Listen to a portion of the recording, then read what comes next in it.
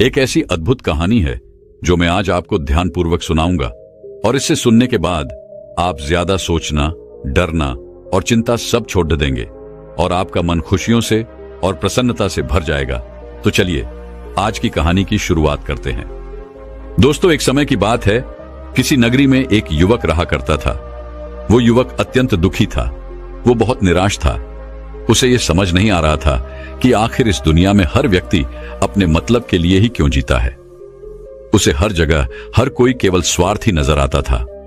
वह हमेशा यही सोचा करता कि उससे कोई प्यार नहीं करता, उसकी कोई परवाह नहीं करता।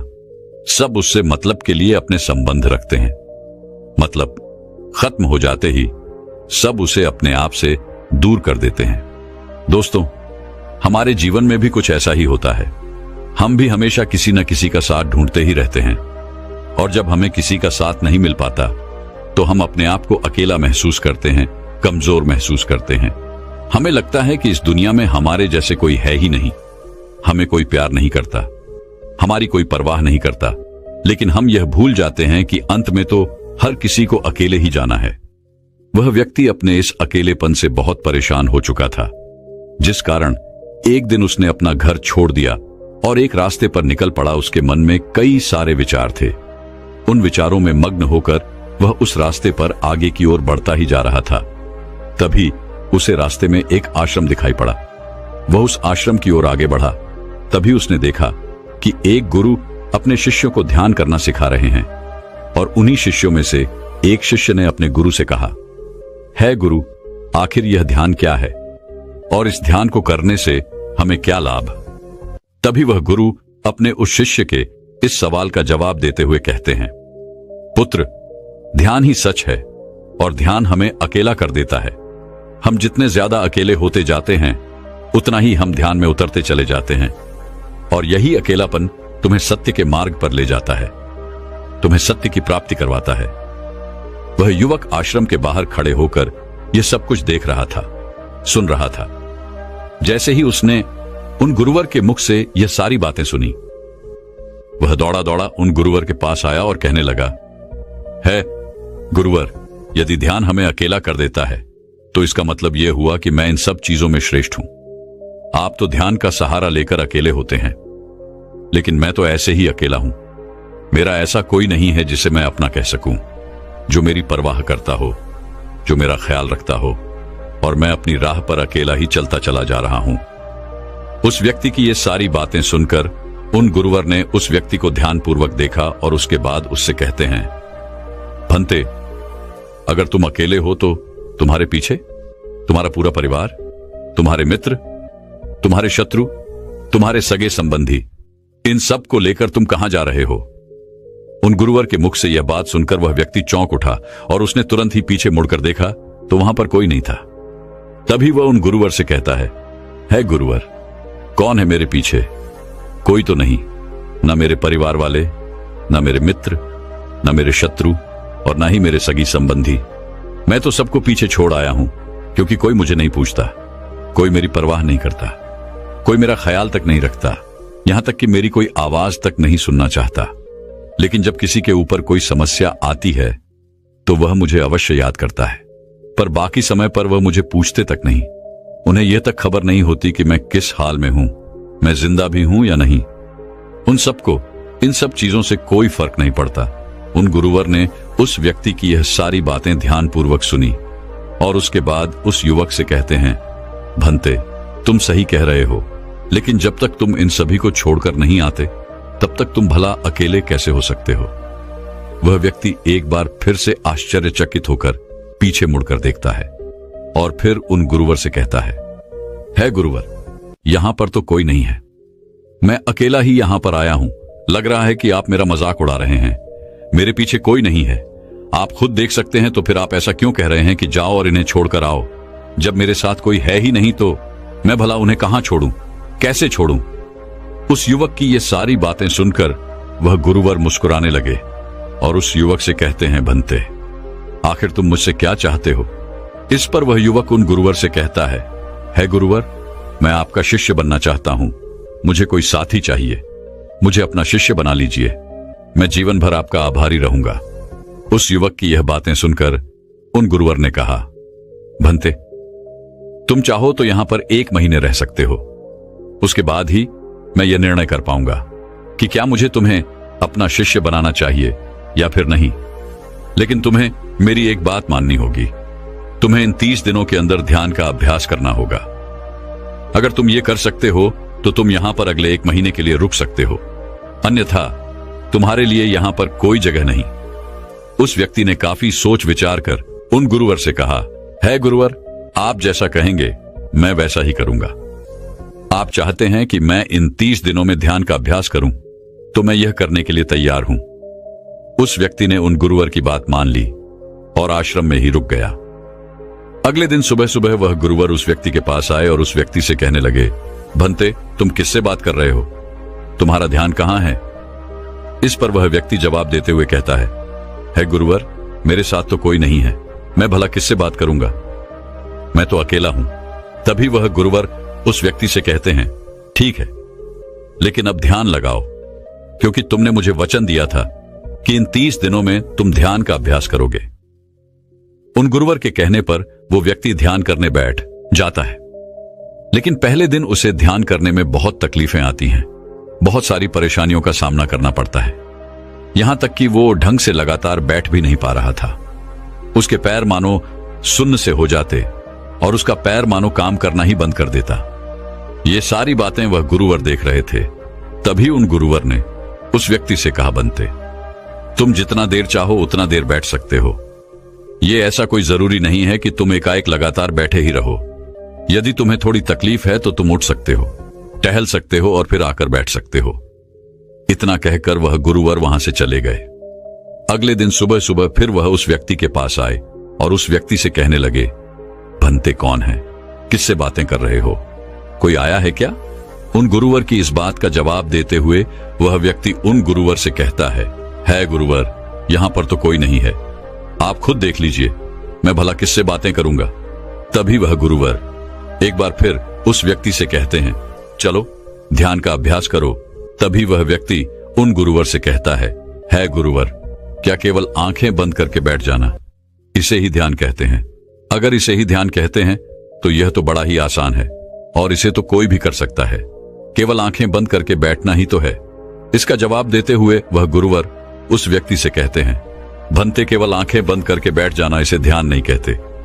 ध्यान करने के लिए तुम्हें अपने मन को एकाग्र करना होगा, अपने मन को किसी एक चीज पर लगाना होगा। वह कोई भी चीज हो सकती है, बाहर की कोई आवाज या तुम्हारे भीतर से आने वाली ये सांसें, इन सांसों के अंदर और बाहर होने की आवाज। तुम ऐसी किसी भी चीज पर ध्यान लगा सकते हो जो लगातार वर्तमान समय में घट रही है, ताकि तुम्हारा पूरा ध्यान उस चीज पर एकाग्र हो और तुम्हारा ध्यान कहीं भी भटके नहीं, जिस कारण तुम उस पर ध्यान लगा पाओगे। और एक बात और याद रखना, जब तुम उस चीज पर ध्यान लगाओगे तो तुम्हारा ध्यान हटना नहीं चाहिए। इतना कहकर वह गुरुवर वहां से चले गए। अगले दिन जब वह सुबह सुबह एक बार फिर उस व्यक्ति से मिलने आए तो उन्होंने एक बार फिर उस व्यक्ति से कहा, भंते, आज कौन आया है? किससे बातें कर रहे हो? बड़ी जोर जोर से आवाज आ रही है।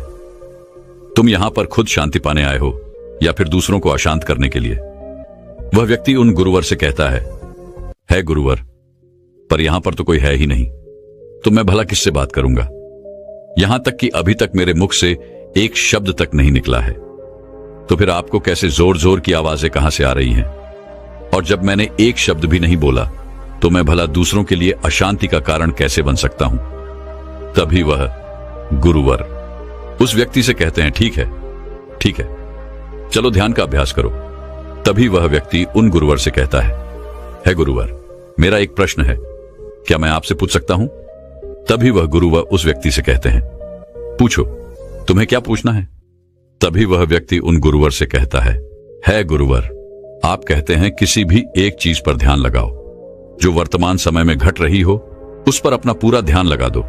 लेकिन जब मैं अपनी सांसों पर या फिर किसी ऐसी चीज पर ध्यान लगाने का प्रयास करता हूं जो लगातार घट रही है, तो मेरा ध्यान लगातार नहीं रह जाता।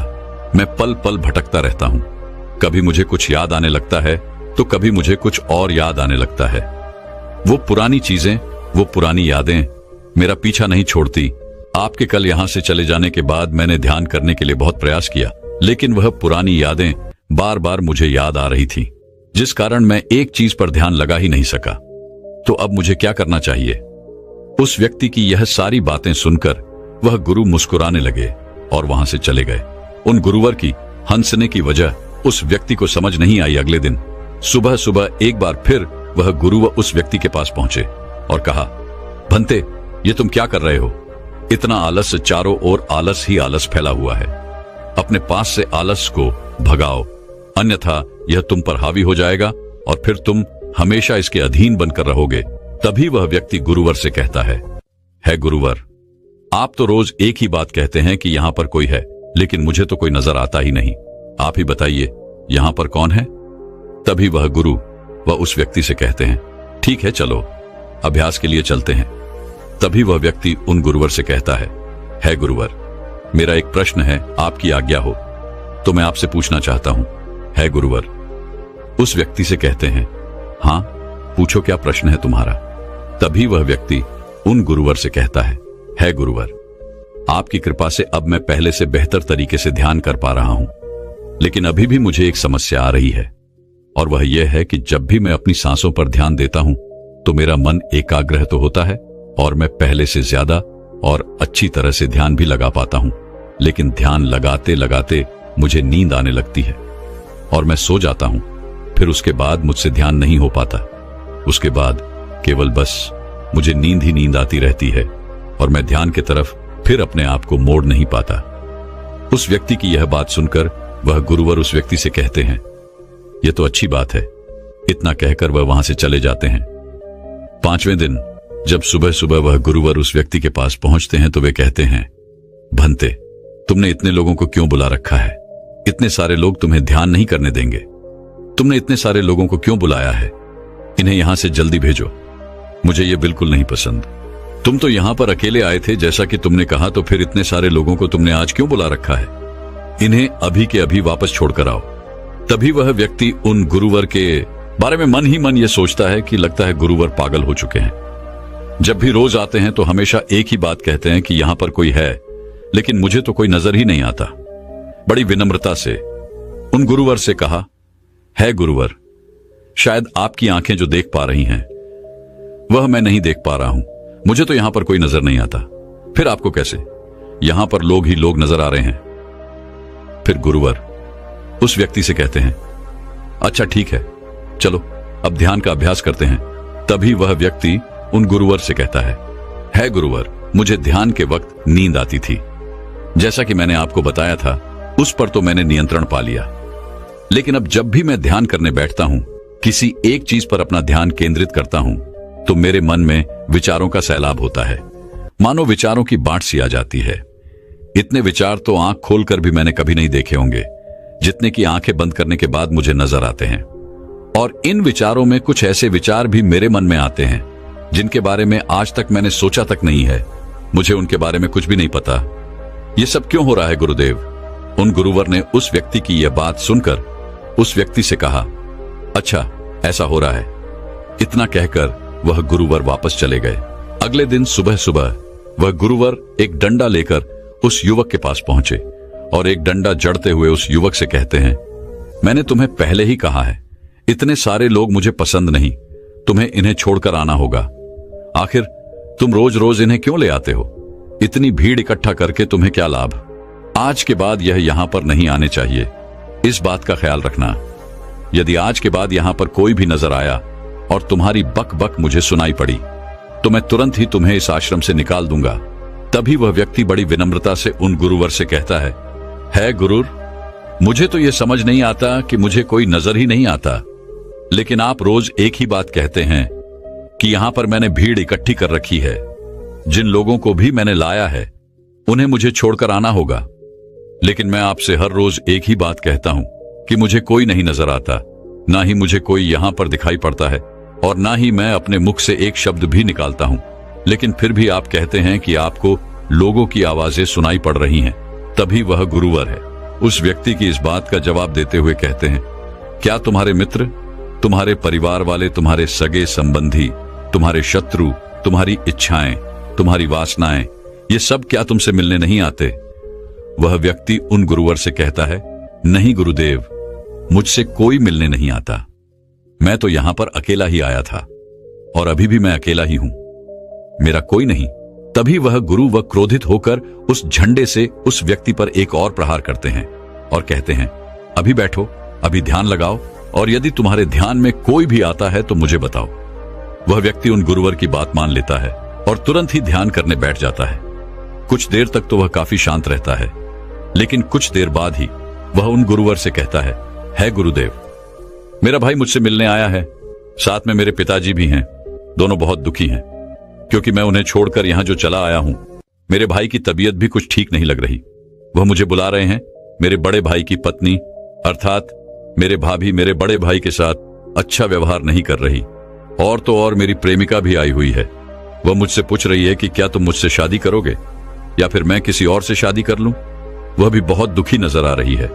और इतना ही नहीं, मेरे कुछ मित्र भी पीछे खड़े हैं जिनसे मैंने कुछ कर्ज लिए थे। आज वो मुझसे अपना कर्जा मांगने आए हैं, मुझे धोखेबाज कह रहे हैं, मुझे अपशब्द बोल रहे हैं, और वो साथ में मेरे कुछ शत्रुओं को भी लाए हैं। लेकिन मेरे शत्रु मुझे मारना नहीं चाहते। वह तो यह कह रहे हैं कि तू तो पहले से ही मरा हुआ है, तुझे और क्या मारना। इतना कहकर वह व्यक्ति कुछ देर के लिए शांत हो गया, लेकिन उसी के बाद फिर कुछ देर बाद वह एक बार फिर से उन गुरुवर से कहने लगा है, गुरुवर, अब मेरे पास एक बहुत बड़ा घर है, इसे मैंने खरीद लिया है। मैं, मेरे पिता, मेरी माता, मेरा भाई, मेरी भाभी सभी इसमें बहुत मिलजुल के रह रहे हैं। हम बहुत खुश हैं। मैं अब अपने मित्रों से अत्यधिक अमीर हूं। मेरे पास बेशुमार धन दौलत है, और तो और मैंने अपनी प्रेमिका से शादी भी कर ली है और इसका जश्न मना रहे हैं। इतना कहकर वह व्यक्ति एक बार फिर शांत हो गया और फिर कुछ देर बाद और फिर एक बार उन गुरुवर से कहता है गुरुवर, मुझे कोई मारने का प्रयास कर रहा है। लगातार वो मुझ पर प्रहार कर रहा है।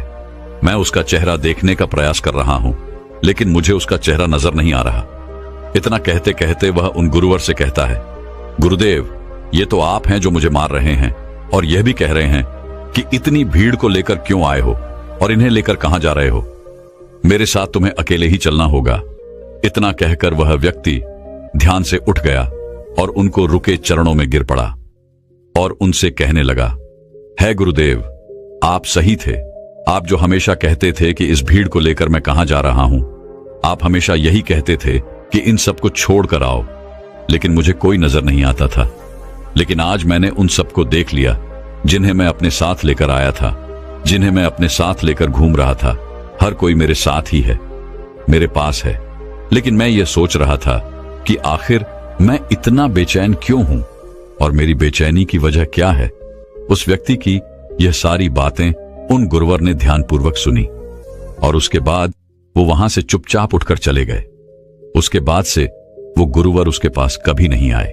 लेकिन वह व्यक्ति हर रोज ध्यान का अभ्यास कर रहा था और पूरे 1 महीने बाद जब वह उन गुरुवर के पास पहुंचा तो उन गुरुवर से कहने लगा है, गुरुवर, जैसा कि आप कहते थे कि मैं हमेशा अपनी भीड़ को अपने साथ लेकर घूमता हूं, तो आज मैंने उस भीड़ को विदा कर दिया है और अब मैं बिल्कुल अकेला हूं।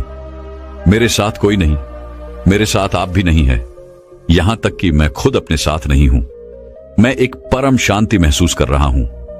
अब मुझे ऐसा प्रतीत होता है कि अब मेरे जीवन में कोई समस्या नहीं है, कोई समाधान नहीं है। मैं बहुत हल्का महसूस कर रहा हूं, मैं बहुत अच्छा महसूस कर रहा हूं और इस शांति में जो आनंद है इसका क्या कहना। तभी वह गुरुवर उस व्यक्ति से कहते हैं, भंते, अगर तुम चाहो तो इस अकेलेपन को लेकर तुम अपनी दुनिया में वापस जा सकते हो। अव्याधि, तुम उस संसार में वापस भी लौट जाओ। भले ही लोग तुम्हारे आसपास क्यों न रहे, भले ही पूरी भीड़ तुम्हारे साथ क्यों न रहे, लेकिन फिर भी तुम अकेले ही रहोगे।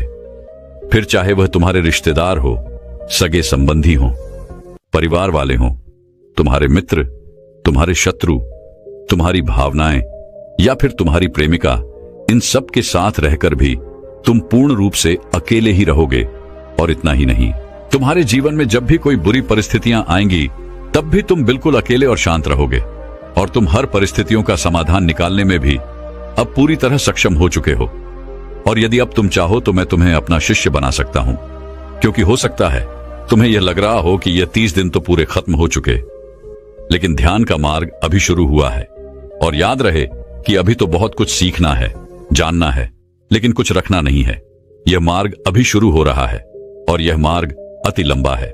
और इस मार्ग की शुरुआत शांति से ही होती है।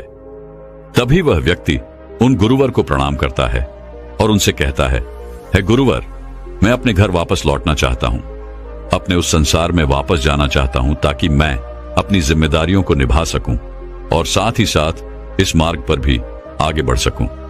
यदि आपकी आज्ञा हो। इतना कहकर वह व्यक्ति शांत हो गया। तभी वह गुरु मुस्कुराने लगे और उस व्यक्ति से कहते हैं, भंते मन शांत हो तो सब हो सकता है। तुम संसार में रहकर भी अकेले रह सकते हो, लेकिन एक बात याद रखना कि हमें सीखना बहुत कुछ है, जानना बहुत कुछ है, लेकिन रखना कुछ भी नहीं। अब तुम जा सकते हो, तुम्हारा कल्याण हो। तो दर्शकों, चलिए अब ज्यादा सोचने के ऊपर अगली कहानी की शुरुआत करते हैं। संपूर्ण मानव जाति एक दौड़ में लगी हुई है, एक ऐसी दौड़ जो कभी पूरी नहीं होती, जो उसके जन्म के साथ शुरू होती है और मरने तक उसका पीछा नहीं छोड़ती। लेकिन क्या कभी आपने ध्यान दिया है कि यह दौड़ किस चीज की है? जरा ठहरकर खुद से पूछिए कि आप किसके पीछे दौड़ रहे हैं और वास्तव में क्या यह दौड़ कभी पूरी हो सकती है? जिन भौतिक सुख सुविधाओं को इकट्ठे करने में इंसान लगा रहता है, क्या वास्तव में वो भौतिक सुख सुविधाएं उसे शांति या फिर आनंद प्रदान कर सकती है? सिकंदर ने मरने से पहले अपने सभी मंत्रियों को कहा था कि जब मेरी अर्थी उठाई जाए तो मेरा शरीर ढका हुआ नहीं होना चाहिए, मेरी हथेलियां खुली होनी चाहिए, ताकि सारी दुनिया यह देख सके कि जो सिकंदर पूरी दुनिया को जीत सकता था, वो भी अपने साथ कुछ नहीं ले जा सका। उसके हाथ खाली के खाली रह गए। लेकिन जीवन की बागडोर ऐसी होती है कि उसे कभी ठहरने का वक्त ही नहीं मिलता। कभी वह सोच विचार ही नहीं करता कि जीवन का सबसे बड़ा सुख क्या है और इसके विपरीत जीवन का सबसे बड़ा दुख क्या है। सुख सुविधाएं तो बहुत लोग इकट्ठा कर लेते हैं, लेकिन सही मायने में उसका भोग कितने लोग कर पाते हैं? वही भौतिक वस्तुएं जो उसने अपने आनंद, अपनी शांति के लिए संग्रहित की थी, वही सुख सुविधाएं उसके दुख का कारण बन जाती हैं। जब पैसा नहीं कमाया था तो पैसा ना होने का दुख था, और जब पैसा कमा लिया तो वही पैसा उसके बच्चों के लिए या उसके लिए झगड़े का कारण बन जाता है। तो फिर कैसे सुख सुविधाएं, किन चीजों के पीछे आप भाग रहे हो? आज की जो कहानी मैं आप लोगों को सुनाने वाला हूं, उसमें आपको जीवन का सबसे बड़ा दुख और सबसे बड़ा सुख पता चलेगा। इससे पहले कि आप इस कहानी में खो जाएं, इस चैनल को सब्सक्राइब जरूर कर लें। तो चलिए कहानी शुरू करते हैं। अपनी गरीबी के दिन याद करके सेठ धनानंद की आंखों में आंसू आ गए। आज उसने जीवन में सब कुछ हासिल कर लिया था। सारी सुख सुविधाएं उसके पास थी। घर में नौकर चाकर थे, हजारों लोग उसके नीचे काम करते थे, जो उसकी एक आवाज पर उसके पास खड़े होते थे। लेकिन फिर भी आज सब कुछ हासिल कर लेने के बाद भी वो दुनिया में अपने आप को सबसे गरीब आदमी समझ रहा था। आखिरकार अपनी गरीबी के दिन याद करके उसकी आंखों में आंसू आ गए। उसके पास कुछ नहीं था, लेकिन तब भी वो प्रसन्न रहता था। लेकिन आज सब कुछ होने के बाद भी वो प्रसन्न नहीं था। और दुनिया में वही आदमी सबसे गरीब होता है जो सब कुछ होते हुए भी अकेला महसूस करता है। उसे एहसास होने लगा था कि धन संपदा या भौतिक सुख सुविधाएं उसके मन की पूर्ति नहीं कर सकती। लेकिन अब तो बहुत देर हो चुकी थी। उसका पूरा जीवन बीत चुका था। अब पूरे जीवन की कमाई उसे व्यर्थ लगने लगी। उसे लगने लगा कि उसने जो कुछ कमाया वो सब यूं ही था, व्यर्थ था। ये एहसास उसे जीवन में पहले कभी नहीं हुआ था।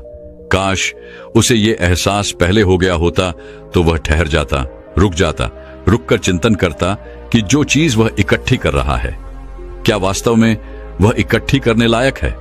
अगर उसे यह बात पहले पता चल गई होती तो वो अपने जीवन में सार्थकता खोजने की कोशिश करता। वो उस रहस्य के बारे में खोज करता जो उसके मन की पूर्ति करता, जो उसका अकेलापन दूर करता, जो उसके जीवन को संपूर्ण बना देता। उसने अपने दोनों बेटों को अपने पास बुलाया और उन्हें जीवन की सीख समझाने की कोशिश करने लगा।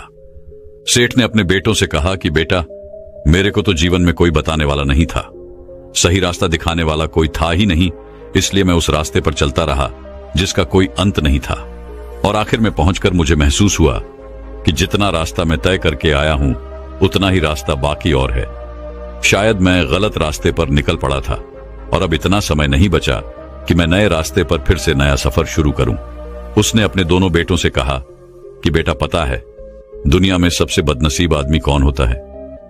वो जिसके पास सब कुछ होते हुए भी कुछ नहीं होता, जो अपने आप को सब कुछ होते हुए भी अकेला महसूस करता है। भला इससे बड़ा दुख, इससे बड़ी बदनसीबी और क्या हो सकती है? यह सुनकर उसके बड़े बेटे ने कहा कि पिताजी, सब कुछ तो आपके पास है, धन संपदा, पूरा परिवार, सारी खुशियां आपके पास है, लेकिन फिर भी आप अपने आप को बदनसीब क्यों समझते हैं? उसका बड़ा बेटा वह नहीं समझ पा रहा था जो उसके पिता उसे समझाने की कोशिश कर रहे थे। फिर भी उसने अपनी बात को समझाने की कोशिश करते हुए कहा, अभी तुम्हें लगता है कि जीवन में तुम्हारे पास सब कुछ है। मुझे भी तुम्हारे उम्र में ऐसा ही लगता था, लेकिन अब मैं बूढ़ा हो चला हूं। कुछ समय बाद मेरी मृत्यु भी नजदीक है और अब मुझे एहसास हो रहा है कि दुनिया में तो सब कुछ पीछे छूट जाता है। घर, परिवार, रुपया, पैसा, धन संपदा, सब कुछ यही रह जाता है और आखिर में मेरे साथ जाएगा क्या? क्या मैं दुनिया में सबसे अकेला इंसान नहीं हूं? क्या मैं दुनिया का सबसे बदनसीब आदमी नहीं हूं, जिसके पास सब कुछ होते हुए भी वह अपने साथ कुछ भी नहीं ले जा सकता? सेठ के बेटे ने सेठ से सवाल पूछा कि पिताजी, फिर दुनिया में क्या इकट्ठा करना चाहिए? ऐसे तो हर इंसान अकेला ही होता है। कौन इंसान इस दुनिया में भला ऐसा होता है जो अपने साथ इस दुनिया की सुख सुविधाएं या फिर अपना परिवार को साथ लेकर जाता है? सब लोग तो अकेले ही जाते हैं। फिर तो दुनिया में हर एक आदमी बदनसीब ही हुआ। यही सवाल सेठ के मन में भी उठ रहा था, लेकिन उसके खुद के पास इसका कोई जवाब नहीं था, तो वह अपने बेटे को भला इसका क्या उत्तर देता। इसीलिए उसने अपने बेटे से कहा कि बेटा, मैं खुद इस सवाल का जवाब तलाश रहा हूं। अगर एक आदमी के पास सब कुछ होते हुए भी वह अकेला है, उन भौतिक सुख सुविधाओं का वह भोग नहीं कर पा रहा है, तो वह सबसे बड़ा दुख हुआ। मैं मानता हूं दुनिया का सबसे बड़ा दुख यही है कि आपके पास सब कुछ होते हुए भी आप अकेलापन महसूस करो। लेकिन इसके विपरीत दुनिया का सबसे बड़ा सुख क्या हो सकता है? इस सवाल का जवाब तो मेरे बेटे मुझे भी नहीं पता।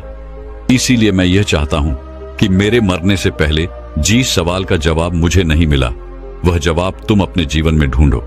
और यकीन मानो, अगर तुमने अपने जीवन में इस सवाल का जवाब ढूंढ लिया तो तुम दुनिया के सबसे सुखी इंसान कहलाओगे।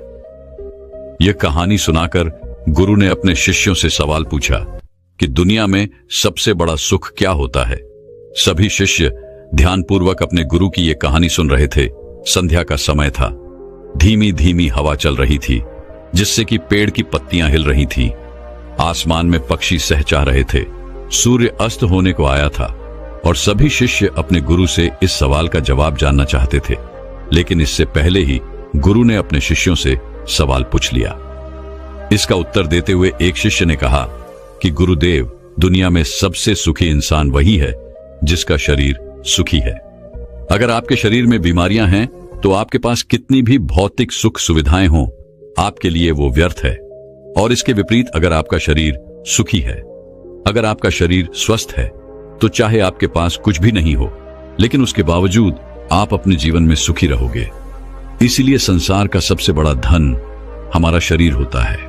यह सुनकर दूसरे शिष्य ने उसका विरोध करते हुए कहा कि गुरुदेव, दुनिया में बहुत से लोग ऐसे हैं जिनका शरीर एकदम स्वस्थ है, लेकिन बावजूद इसके वो अपने जीवन में सुखी नहीं है। मैं मानता हूं कि जीवन में सबसे ज्यादा सुखी वही इंसान है जिसका मन सुखी है। गुरु ने अपने इस शिष्य से सवाल किया कि अच्छा ये बताओ कि मन को सुखी किस प्रकार किया जा सकता है। इसका जवाब देते हुए उस शिष्य ने कहा कि गुरुदेव, मन कभी भी संतुष्ट नहीं होता है। अगर हम किसी प्रकार मन को संतुष्ट करना सीख लें तो फिर हम किसी भी परिस्थिति में आनंद और शांति से रह सकते हैं। लेकिन समस्या यही होती है कि मन का भला कभी होता ही नहीं है। मन को चाहे कितना भी खिला दो, लेकिन उसकी भूख कभी पूरी नहीं होती। चाहे उसको कितना ही धन दे दो, लेकिन बावजूद इसका लालच बढ़ता ही जाता है। अब गुरु ने सभी शिष्यों को समझाना शुरू किया। गुरु ने कहा कि अज्ञानतावश मनुष्य कभी यह समझ नहीं पाता कि उसका मन हमेशा से खाली था, लेकिन व्यर्थ की चिंताएं, व्यर्थ के लक्ष्य अपने जीवन में बनाकर उसने अपने मन को बांध लिया। जिस मन की प्रवृत्ति हमेशा खाली रहने की थी, उसने उस मन को कूड़े कचरे से भर लिया। इसीलिए वह मन जो बचपन में हमेशा खाली रहता था, हर चीज में, हर खेल में आनंद ढूंढ लेता था, अकेले में भी आनंद पूर्वक, शांति पूर्वक रहता था, अब वही मन सब कुछ मिल जाने के बाद भी हमेशा दुखी रहता है। लेकिन अगर इंसान सिर्फ वर्तमान में रहना सीख ले, सिर्फ इतना सा होश प्रकट कर ले कि उसे हमेशा वर्तमान में रहना है, ना तो भविष्य की कल्पनाओं में, ना अतीत की यादों में, सिर्फ वर्तमान में, सिर्फ इस एक सूत्र से वो अपने पूरे जीवन को बदल सकता है। वर्तमान में रहकर सभी सूक्ष्म सुविधाओं का भोग करना, पूर्ण होश के साथ, पूर्ण आनंद के साथ हर एक चीज का भोग करना, सिर्फ यही जीवन को सुखी बना सकता है। हम हर चीज को, हर काम को, हर रिश्ते को आधे अधूरे मन से निभाते हैं। जैसे कि खाना खाते समय हमारा दिमाग कहीं रहता है, हमारा शरीर कहीं रहता है, और इसीलिए जब शरीर और मन में दूरी पैदा होती है तो उससे तनाव पैदा होता है। अगर आपका शरीर और आपका मन और मस्तिष्क सभी एक जगह पर संगठित होना सीख लें, तो फिर आप अपने जीवन में उस शांति, उस आनंद का एहसास कर पाएंगे जो बड़े बड़े योगी पहाड़ों में तपस्या करके प्राप्त करते हैं। लेकिन इसके लिए जीवन में ज्ञान के प्रकाश का उदय होना बहुत आवश्यक है, क्योंकि अज्ञानता में आप अपने मन को कभी नहीं समझ पाएंगे। मन को समझना इस दुनिया का सबसे कठिन कार्य होता है। अगर आप अपने मन को जबरदस्ती वर्तमान में खींच कर लाने की कोशिश करेंगे तो आप बहुत जल्दी परेशान हो जाएंगे। ये कार्य बड़े धीरे धीरे, बड़ी निष्ठा और प्रेम के साथ किया जाता है, बड़े संयम के साथ किया जाता है। अगर आप इसको जबरदस्ती करने की कोशिश करेंगे तो आप तनाव में आ जाएंगे, आप बहुत जल्दी हार मान लेंगे। इसलिए कदम कदम पर आगे बढ़ा जाए तब मंजिल सामने ही है। और यह कहकर गुरु ने सभी शिष्यों से कहा कि अब हम ध्यान करेंगे। ध्यान करने से मनुष्य का मन, उसका मस्तिष्क वर्तमान में स्थापित होना सीख जाता है। धीरे धीरे प्रतिदिन ध्यान का अभ्यास करने से वह उस आनंद और शांति का अनुभव कर पाता है जो सांसारिक वस्तुओं में कहीं नहीं मिलता, जो किसी भौतिक सुख सुविधा में नहीं मिलता। और इसके बाद सभी शिष्य अपने गुरु के साथ ध्यान में लीन हो गए। दोस्तों, मैं उम्मीद करता हूं कि यह कहानी सुनने से आपके जीवन में अच्छे बदलाव आए होंगे। आपको इस वीडियो से क्या सीखने मिला ये कमेंट करके जरूर बताएं, और अपने परिवार, दोस्तों या आपके करीबी इंसान के साथ ये कहानी शेयर करके उन्हें भी इस ज्ञान से परिचित करवाएं। बाकी अगर आपको ये वीडियो दिल से अच्छी लगी हो तभी इस वीडियो को लाइक कर देना, और आपने अब तक इस चैनल को सब्सक्राइब न किया हो तो चैनल को सब्सक्राइब भी जरूर कर देना। आपका हर दिन शुभ हो और खुशियों से आपका जीवन भरा रहे। धन्यवाद। नमो बुद्धाय।